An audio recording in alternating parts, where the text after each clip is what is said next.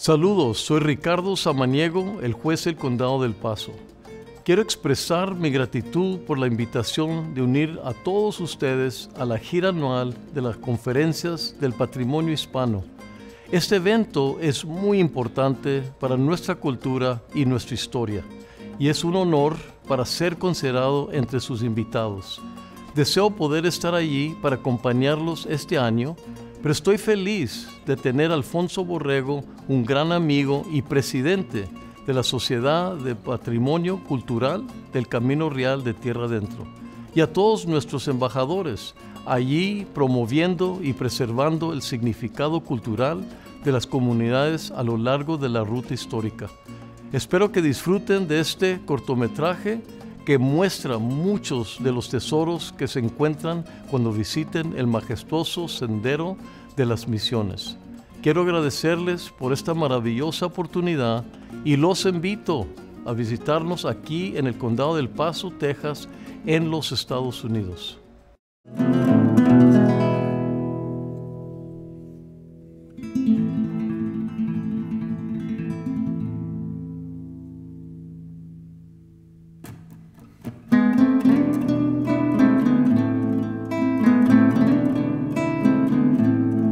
Visit the Mission Trail for many reasons, a wealth of history, culture, and arts. You'll be able to taste it. You'll be able to hear it. You'll be able to see it. You'll be able to dance to it. To know us is to love us. You're going to meet people as if they're your friends. If you come here to the Mission Trail, you're going to get a really deep sense of the unity that we have because of this connection that we all have. I think the Mission Trail has something for everyone. Oh. It has history, it has culture, you can learn, you can relax, and you can connect. It just kind of fills your soul. You definitely want to see everything that we have to offer. It's just something that you have to see and experience for yourself. We have something very special going on here, and it's just starting. The people here are very welcoming. We welcome you to the historic Mission Trail. Makoam Herimba. Welcome everyone. It's time to come down and check us out.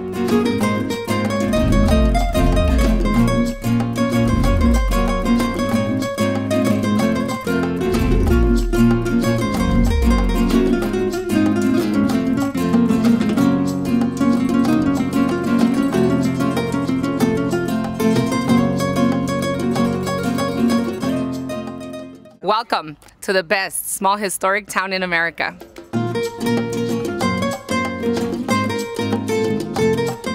Our chapel is the heart, again, the best thing that you can come and visit here.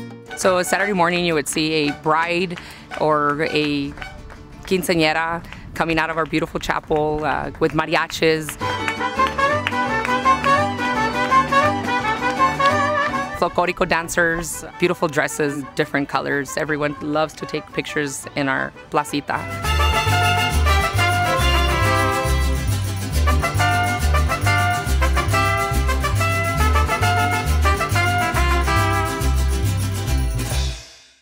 Don Juan de Oñate brought his expedition through this area in 1598. They were going to build a fort here, otherwise known as a presidio. So they started building that, and they actually started building the first chapel. It's changed through the years, of course, but the one that we have now is, of course, Southwestern, and it's built as a chapel. When you have a mission, you can tell it's a mission because it's built in the shape of a cross. Presidio chapel, like this one, it's just a box. It was part of Spain, of course, till 1821, when it becomes part of Mexico. Our church is named after San Elizario, the patron saint of soldiers. This is a very patriotic community. We have the names of the soldiers from World War II on the church wall. It lists all the soldiers that participated in that war, which was almost everybody. The ones with a little cross next to their names are the ones that were killed in action.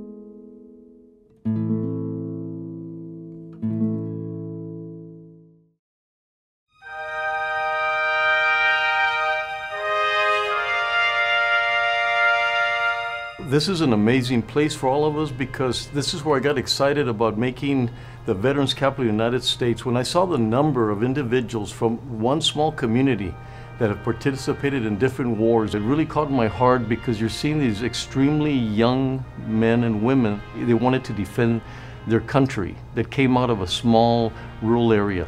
The rural areas in El Paso have always been known for this patriotism, for this wanting to defend the country. For some reason, they've had more of a sense of appreciation than most that I've ever seen in any part of the county. But those small areas like here, you've got so much history, and I think that's what happens. They defend this amazing history that they have.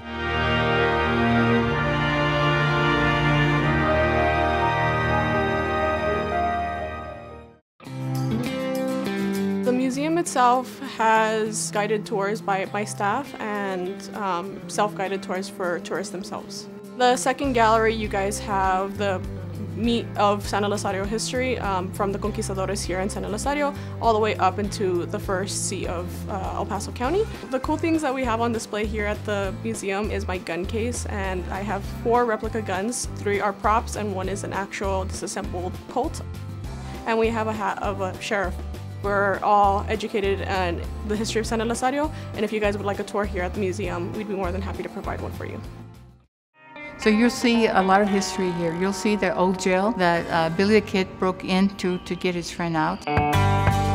Billy banged on the door. He told John Mackey, he said, hey, look, you know, you pretend you're my prisoner, put your hands behind your back. And Billy says, Texas Ranger, I have a prisoner for you. So the deputy gets all excited, opens the door and says, who's your prisoner? And they both pulled their gun on him and said, you are.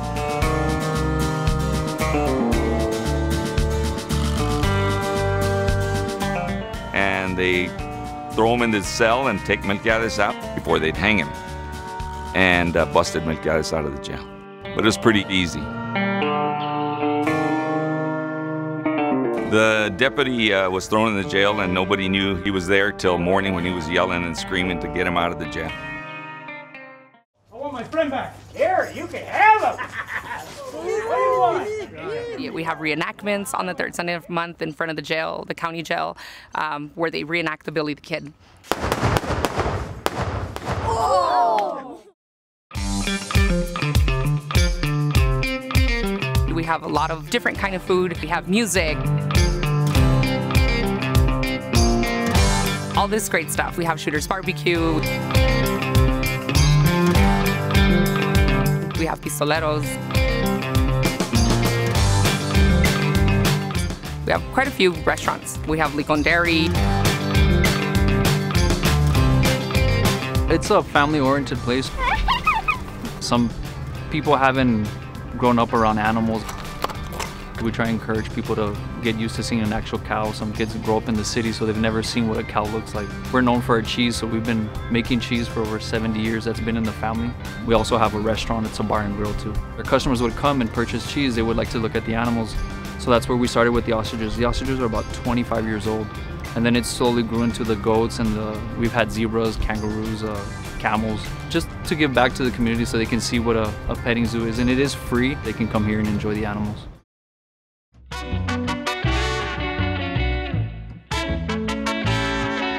As a young person, we were introduced with mostly European art, but never was there mention of Mexican-American art.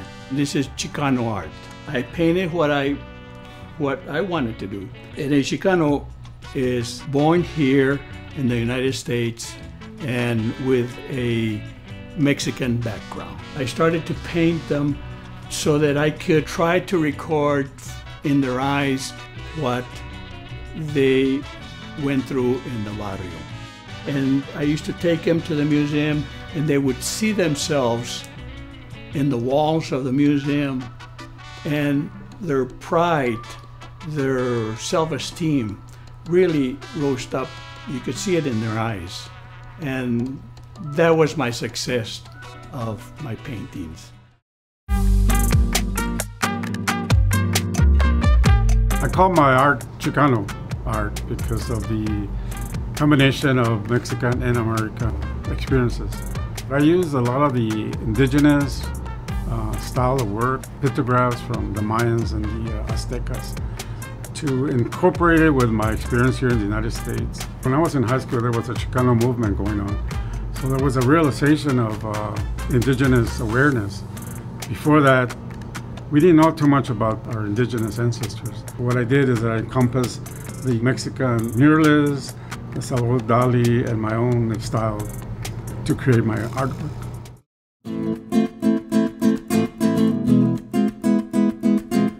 We are part of the Mission Trail, and when the Spaniards arrived to Mexico, they brought some of these techniques. So in my work, I am mixing techniques from Mexico, from Russia, and Spain. Metal embossing is also known as repujado. The process in this art is entirely by hand, using small hand tools, working always from the back, and refining everything and giving texture in the front. And you can apply these techniques in different kind of styles. Could be in retablos, religious icons, can be in Southwest, and also in contemporary designs. And always we are receiving people, not only local, people from all the world, visiting and enjoying this beautiful area.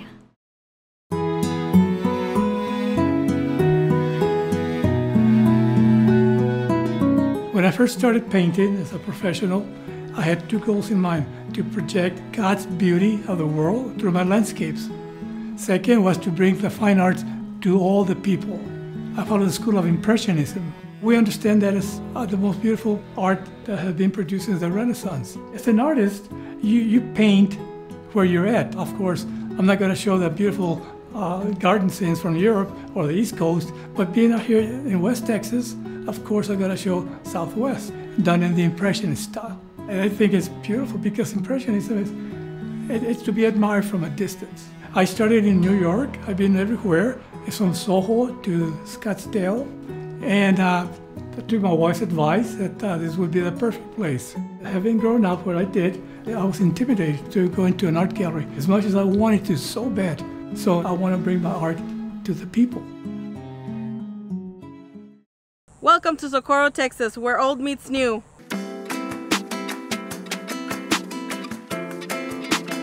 It's growing tremendously, and we have a lot of history to offer. It's a must-see in your tours when you come to El Paso.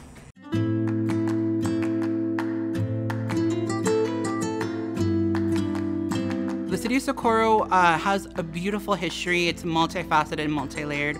La Purísima is a beautiful mission. It's an active mission where we still hold Catholic Mass here. It's actually the second location. The first one was torn down due to flooding. However, both are still relics and both are still members of Texas Historical Commission sites. Part of La Purísima's beauty is its architecture. You're gonna see some of the hand-carved wood vigas, not only in the ceiling, but you're all gonna find some of the adobe work that is so rare to find in this day and age. We're very proud to partner with the Catholic Diocese to support and maintain La Purísima Catholic Mission. It's definitely a tourist site. It's definitely a place to come and worship, meditate, or just take in its beauty. People not only from the county, but all over the country and the world should come visit Socorro. You're not gonna find anything else like it. Children can get such rich history at free cost, much of which is also included in La Purísima, as well as the rest of the sites in the Historic Mission Trail.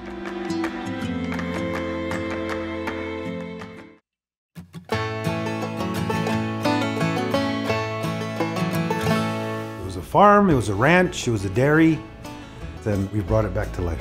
The farm in the back has been farmed with different types of crops, from cotton to alfalfa to sorghum to weeds to everything else. We started our vegetable stand outside. I restored the house, and just by word of mouth, we said, we're opening a gallery and we're looking for artists, and sure enough, they just started coming in.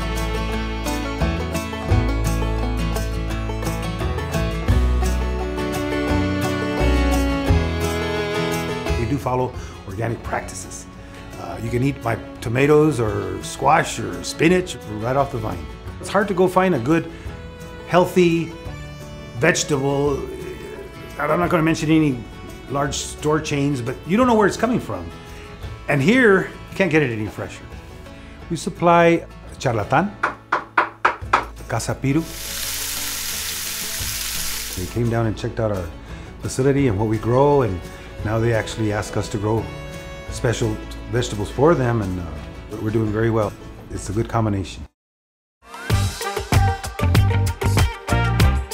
El Charlatan is Mexican-Asian fusion. You can expect anything from ramen to tacos. So the inspiration for the Asian fusion was very much just stuff that I grew up eating. I grew up eating a lot of Chinese food, Chinese American. Along the same time, my mom was cooking great Mexican at home, so it was just kind of like a mix of both that just eventually it evolved into this. We're a very unique restaurant here that offers a lot of unique things to people that otherwise wouldn't have it, but besides that, it's a whole experience when you get here. You can expect to be treated like family. Recently I was nominated as one of the best chefs in Texas by the James Beard Association. Besides that, we were named the Texas Monthly as one of the top 25 taquerias in Texas.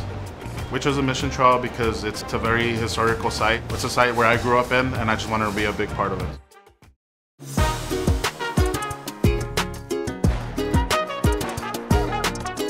Café Piro is named after my ancestral tribe, the Piros, who founded Socorro. My family is from Socorro, born, raised, we still live here.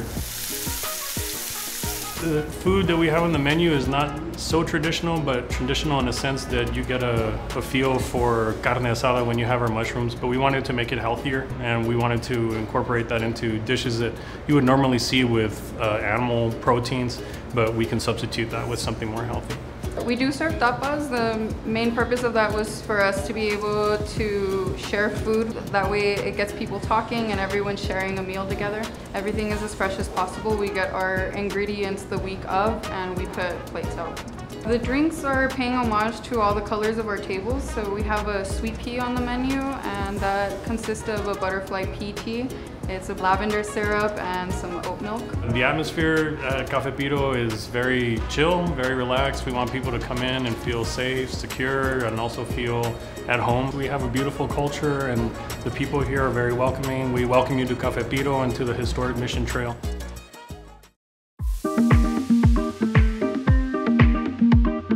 Café Cocol is a dream of mine that I have had for a long time. It's just the space for everybody and everyone to be welcomed, to be safe, to come have a cup of coffee, something to eat, relax and have a good time.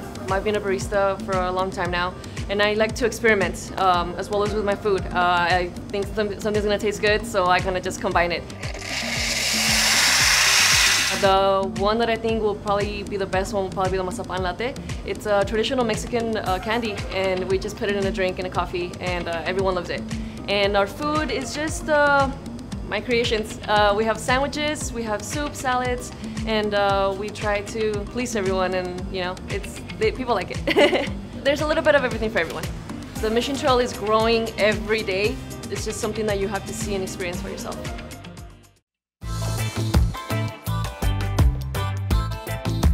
We're a microbrewery located here on the Mission Trail. We're located in Socorro, Texas, and it's in an old adobe building, which was known as El Mercadito, La Casa Redonda, and we fabricate our own beer and we have a tap room.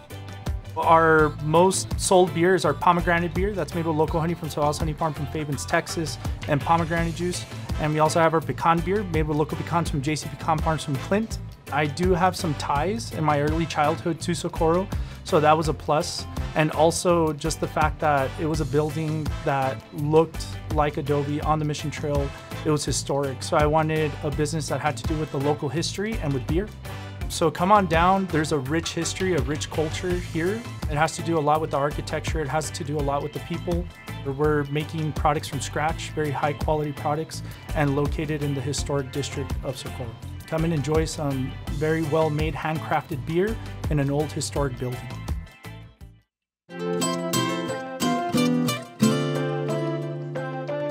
Wine Down is basically a lounge, somewhere where you can come, be comfortable, hang out, taste some different wines from around the region. I'm focusing on Texas, New Mexico, and Mexico wines, which a lot of people can't get to, and they're not really familiar with our wines. And as well as local vendors, anything that we can provide into our little shop area, they're welcome to come and sell their items with us as well.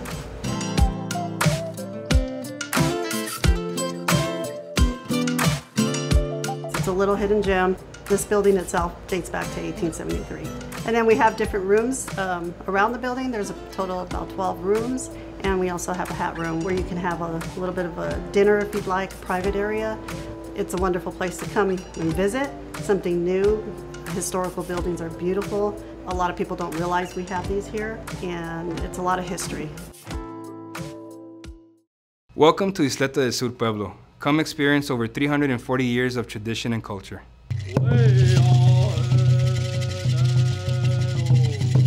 I encourage visitors to come visit the Tiwa Indian Cultural Center here on Socorro Road along the Mission Trail. As you enter the doors of the museum, you'll automatically be welcomed with artwork and history on the walls, and it tells a story not only of the Mission Trail, but it tells a story of my people, where we originate from and how we've evolved and maintained throughout the years. The woman photographed in this picture here is actually my great-great-great-grandmother.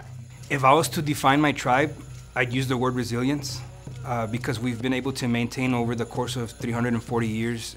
Our people started off with very limited resources, and you can see the empire that we've built as a tribal nation.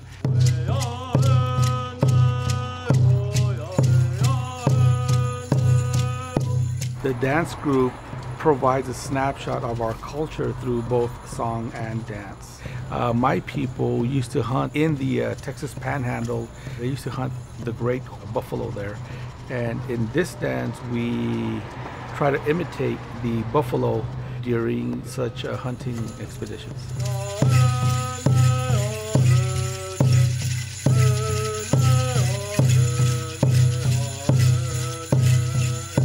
The men wear the buffalo heads, and they also carry a lightning rod on one hand and a gourd on the other hand. The gourd represents the sounds of the rain. The manta is a traditional dress that is worn by all Pueblo Indian women.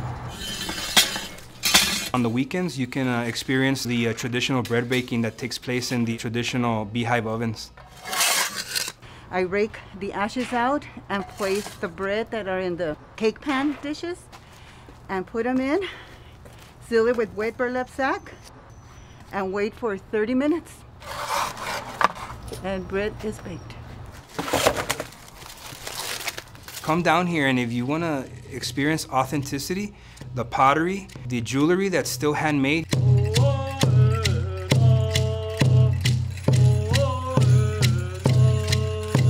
You can actually see these works of art being created in front of your very own eyes as you visit the museum and the cultural center.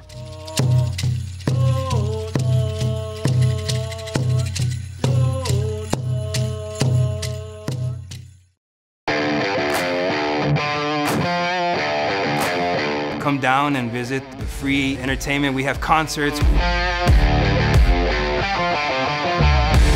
We have different events that take place at Speaking Rock.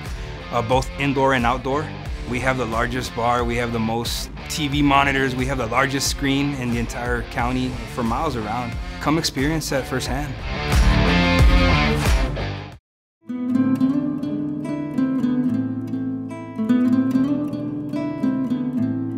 Folks who come and visit the Mission Trail, all of the missions along the Mission Trail, and especially here at the Isleta Mission, are going to be blown away by just the amount of history that is here. And the Isleta Mission is the oldest mission along the Mission Trail and is actually the oldest continuously active parish in the country. This mission was built in the 1680s, so that's almost 350 years ago. And it's a beautiful building with a lot of very traditional architecture made out of 6-foot thick adobe walls. So there's just a lot of history that you're going to really be able to appreciate once you step inside of the mission. We still have Mass here every weekend, so it's still a very active parish, and it's beautiful to see the mission after 350 years still being such an active part of the community.